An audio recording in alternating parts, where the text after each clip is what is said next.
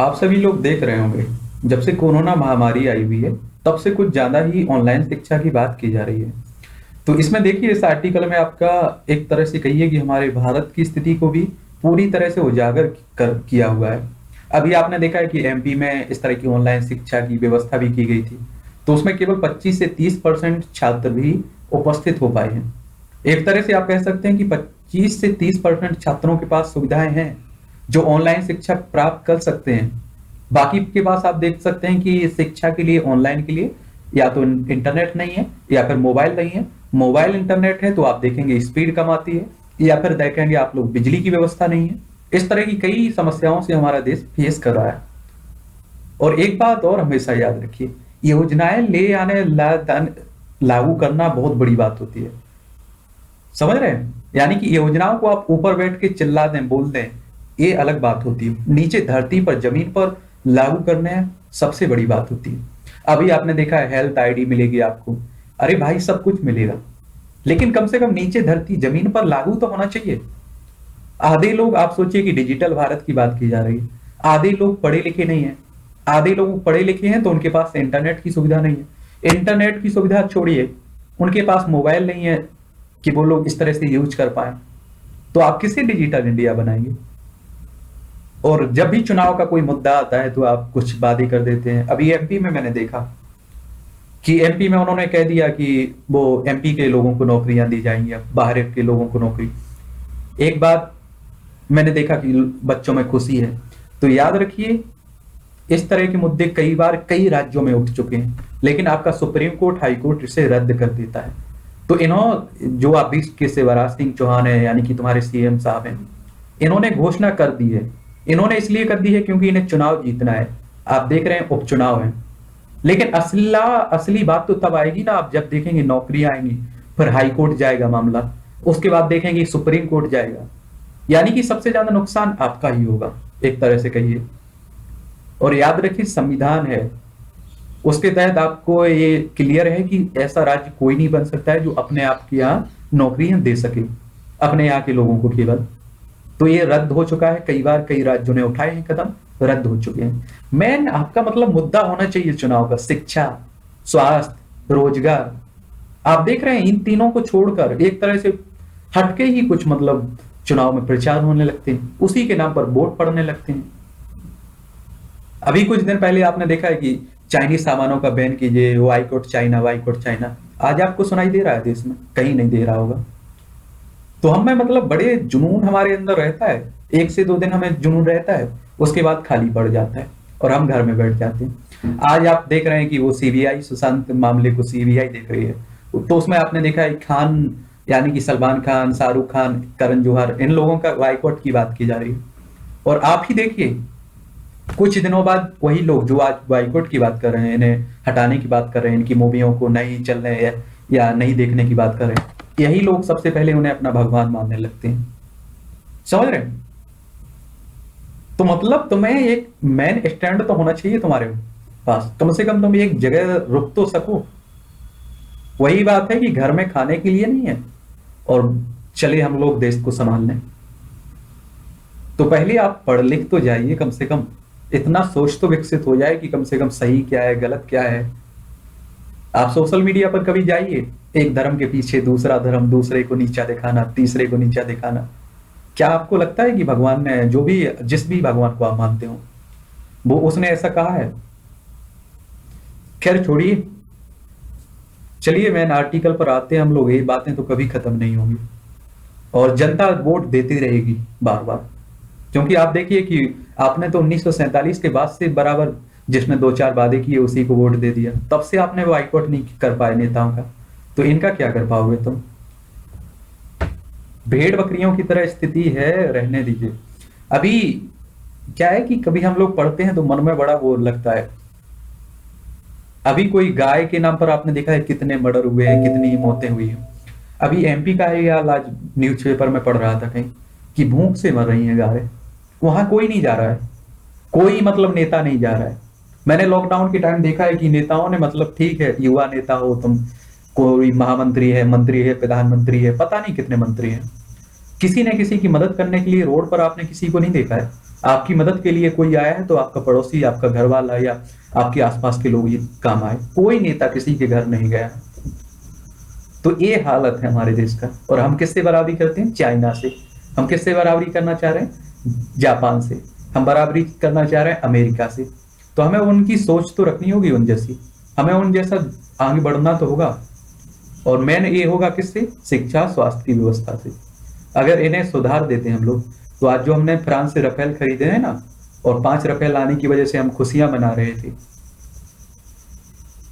तो जिस दिन इस तरह की शिक्षा व्यवस्था हो जाएगी तो हम लोग उनसे भी बेहतर रफेल बनाएंगे। और आप सोचिए, 5 रफेल खरीदने से हम कोई सुपर पावर नहीं बन चुके हैं, क्योंकि वही रफेल हमें बेचे जा रहे हैं। वही रफेल आप सोचिए कि चाइना खरीदना चाहे तो चाइना खरीद सकता है, वो तो व्यापार कर रहा है फ्रांस। वही अगर पाकिस्तान चाहे रहे तो पाकिस्तान को भी बेच सकता है। वही है कि ऐसा ही कि आप एक दुकान पर से एक बंदूक लेने जा रहे हैं, तो वही बंदूक आपके दुश्मन के पास है, वही बंदूक आपके पास है। तो ऐसा तो है नहीं कि आपके पास पावरफुल बंदूक हो गई, सामने वाले के पास कम बंदूक दी उसने दुकानदार ने। दुकानदार तो भेदभाव कुछ नहीं करता है, वो तो आपको भी वही चीज दे देता है और उसको भी। तो इस समय मतलब इस तरह की सुधार होना चाहिए। अन्ना हजारे की हम लोगों ने बायोग्राफी कवर की हुई थी। कितनी शर्म की बात है कि मतलब एक बूढ़ा व्यक्ति हमारे लिए संघर्ष कर रहा है, कि मतलब वो सूचना का अधिकार दे रहा है आपके लिए, लोकपाल ले आ रहा है, भूख से कई दिन हड़ताल कर रहा है, और हम लोग बैठ के फिर भी यूज नहीं कर पा रहे हैं। हमें मानव अधिकार मतलब हमें मिल गए हैं, फिर भी हम लोग अपने अधिकारों का नहीं मतलब अच्छे से उपयोग नहीं कर पा रहे हैं। एक बात याद रखिए, हमारी जिंदगी 100 साल की रहती है। हो सकता है कि आपकी, मैं भगवान से प्रार्थना भी करता हूं कि आप 200 साल 500 साल जिए, लेकिन हमारा इतिहास जब तक धरती है तब तक रहता है। सिंधिया के बारे में आज भी गद्दार लिखा हुआ है। इतिहास की कभी आप किताब उठाकर देखिए, सिंधिया गद्दार था। इस शब्द को, आज की बात छोड़िए, जब तक धरती रहेगी तब तक इस शब्द को कोई मिटा नहीं पाएगा। समझ रहे हैं आप लोग? तो यहां नीचे वालों की औकात कुछ नहीं है, यही सोचिए आप लोग। नीचे वालों की औकात इतनी है कि अगर आप सक्सेस हैं तो ये आपके मतलब वही है, किसी ने अभी बोला था कि झुकाने वाला चाहिए, ये दुनिया तलवे भी चाटती है। कहने का सीधा सा मतलब है कि आप अगर सक्सेस हैं तो 1000 आपके तलवे चाटने के लिए मिल जाएंगे। अगर आप फेलियर हैं तो आप अगर साथ भी मांगेंगे तब भी आपको साथ नहीं मिलेगा। समझ रहे हैं? तो आप मतलब मजबूत बनिए। देखिए, मजबूत व्यक्ति का हर कोई साथ देता है। और इतिहास का ऐसा है कि ना तो भूख से आप मर रहे हैं, ना सामने वाला मर रहा है। आप भी रोटी खा रहे हैं, सामने वाला, लेकिन जो कर्म करेंगे वही मुझे लगता है कि हजारों लाखों साल हमारा इतिहास रहेगा। तो उसी व्यक्ति का नाम भी याद रखा जाएगा। हमारी जिंदगी हो सकता है कि आज है, अभी क्लास ले रहा हूं, 5-10 मिनट बाद पता नहीं कुछ भी हो सकता है। देखिए, जिंदगी है। तो कम से कम अगर मैंने कुछ किया है, अगर कर रहा हूं कुछ, तो मुझे याद रखा जाएगा। वरना मुझे मरने के बाद 1 से 2 साल में सब नॉर्मल हो जाएगा। ऐसा नहीं कि मेरे मरने के बाद हजारों लोग ऐसा हो जाए वैसा, कुछ नहीं फर्क पड़ता है। याद उसी को रखा जाता है जो इतिहास में याद रखने लायक हो। आज हम अपने जो भी स्वतंत्रता सेनानी रहे हैं, महात्मा गांधी या फिर कोई भी रहा है, उन्हें गाली देते हैं, उनकी गलतियां गिनाते हैं। अरे आपने क्या उखाड़ा जिंदगी में? कभी विचार किया है इस बात पर? खैर छोड़िए, बहुत हो गई इस बात पर। और इस तरह की बातें करना जरूरी भी है, क्योंकि आजकल जब भी सोशल मीडिया आप लोग खोलिए, वैसे मैं नहीं खोलता हूं, मैं फेसबुक इसीलिए ज्यादा यूज भी नहीं करता हूं, क्योंकि एक मतलब आप सोचिए कि एक गंदगी भरी पड़ी हुई है। सीधी बात, आप इतना सोचिए, कोई काम की आपको चीज नहीं मिलेगी सोशल मीडिया पर।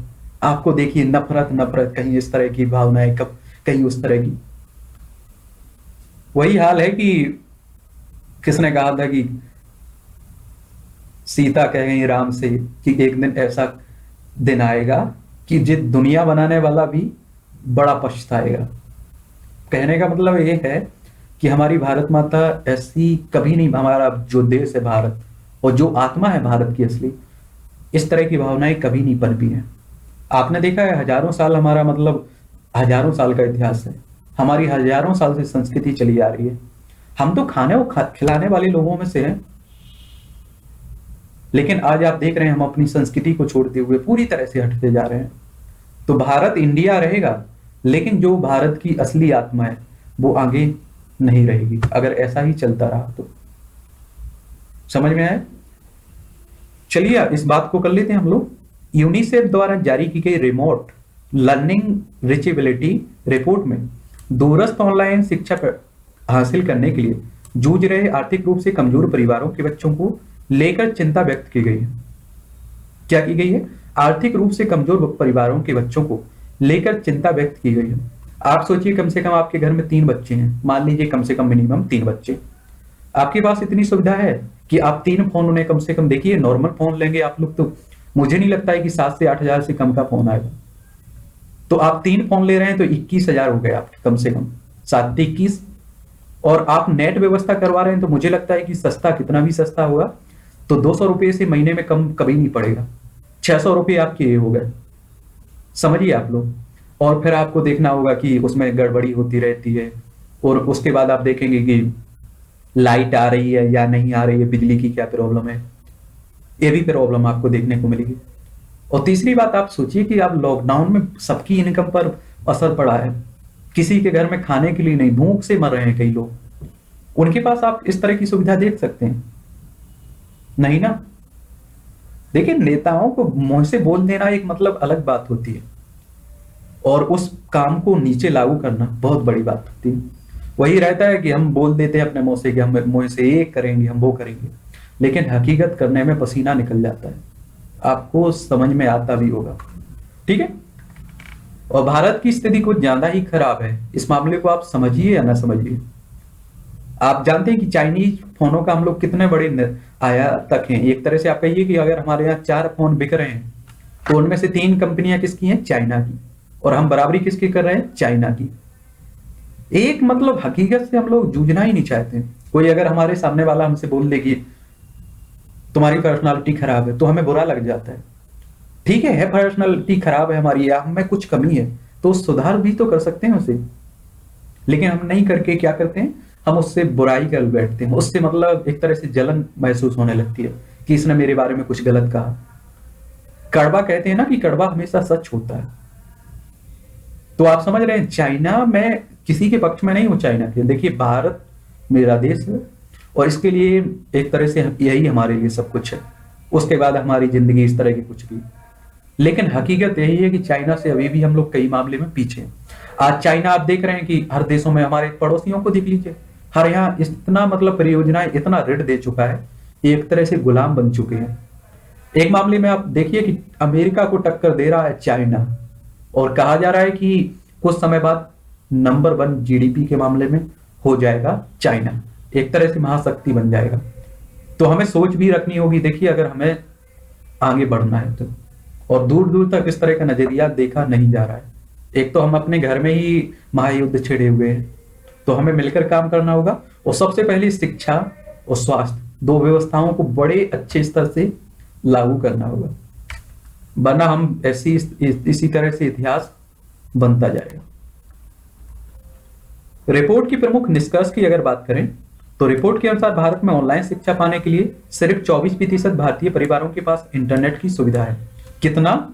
आप सोचिए कि 100 बच्चे हैं तो उनमें से कितना? 24 परिवार, सॉरी माफ करिए, 24 परिवारों के पास कितना? 24% परिवारों के पास इंटरनेट की सुविधा है। 100% होता है जिनमें से मात्र 24%। आप समझ रहे हैं, मतलब एक छोटी सी आबादी के पास इस तरह की इंटरनेट की सुविधा है, और एक बहुत बड़ी आबादी इससे वंचित है। भारत में इंटरनेट तक पहुंच हासिल करने के मामले में एक बड़ा ग्रामीण और शहरी और लैंगिक विभाजन है। एक तरह से कहने के मतलब यह है कि ग्रामीण क्षेत्रों में ये असमानता आपको देखने को मिलेगी, और लैंगिक यानी कि आप समझिए कि लड़की और लड़के, इस तरह के भेदभाव इसमें भी देखने को मिलेगी। उच्च, मध्यम और निम्न आय वाले परिवारों के बीच शिक्षा का अंतर और बढ़ सकता है, क्योंकि आर्थिक रूप से वंचित परिवारों के बच्चे दूरस्थ शिक्षा प्राप्त नहीं कर सकते हैं। भारत में पूर्व प्राथमिक से लेकर माध्यमिक स्तर तक के 28.6 करोड़ बच्चों की शिक्षा प्रभावित हुई है, जिसमें आप 49% लड़कियां शामिल हैं। कितनी? 49%, यानी कि एक खासी आबादी लड़कियों की है। ज्यादातर पिछड़े समुदाय के छात्रों, विशेषकर लड़कियों के पास स्मार्टफोन नहीं है, और यहाँ स्मार्टफोन और डिजिटल पहुंच है, वहाँ इंटरनेट कनेक्टिविटी की समस्या है। रिपोर्ट में गुणवत्तापूर्ण शिक्षा सामग्री और उनकी मातृभाषा में अनुपलब्धता को भी दर्शाया गया है। हालांकि रिपोर्ट में केंद्र और राज्य सरकार द्वारा छात्रों के लिए घर पर पढ़ाई की सुविधा जनक बनाने के लिए डिजिटल और गैर डिजिटल प्लेटफॉर्मों के माध्यम से की गई पहल का जिक्र किया गया है। साथ ही यूनिसेफ ने बच्चों और छात्रों को की सीखने की सामग्री के उपयोग और उन तक पहुंच पाने की व्यवस्था में सुधार के लिए कई कदम उठाने और रणनीति बनाने का आह्वान भी किया है। तो ए पॉइंट है आपके, इन्हें याद रखिए, क्वेश्चन आपका बन सकता है। तो प्रीलिम्स में इस तरह के क्वेश्चन पूछ लेते हैं, और जब भी आप लोग मेंस राइटिंग कर रहे हैं या फिर आप निबंध लिख रहे हैं, वहां भी इस तरह के पॉइंट डाल सकते हैं। ठीक है, और इस बार मुझे लगता है कि इस तरह के क्वेश्चन पूछने की पूरी संभावना भी है। वैसे आपको यूनिसेफ, इस तरह के जो भी राष्ट्रीय और अंतर्राष्ट्रीय संगठन है, उनके बारे में हमें बड़े विस्तार से बात कर चुके हैं, फिर भी बता देता हूं। तो महत्वपूर्ण संगठनों के नाम से आपकी प्लेलिस्ट सूची है, उसमें जाकर देख सकते हैं आप लोग, बड़े विस्तार से आपके बताए गए हैं सब। संयुक्त राष्ट्र बाल कोष की स्थापना संयुक्त राष्ट्र महासभा ने द्वितीय विश्व युद्ध में नष्ट हुए राष्ट्रों के बच्चों को खाना और स्वास्थ्य सेवाएं उपलब्ध कराने के उद्देश्य से 1946 में इसकी स्थापना की थी। इसका मुख्यालय आपको न्यूयॉर्क में देखने को मिलेगा। कहाँ? न्यूयॉर्क में। देखिए है आपका यूनाइटेड स्टेट, यानी कि संयुक्त राज्य अमेरिका में, ये आपका न्यूयॉर्क, यहाँ आपका इसका मुख्यालय देखने को मिलेगा।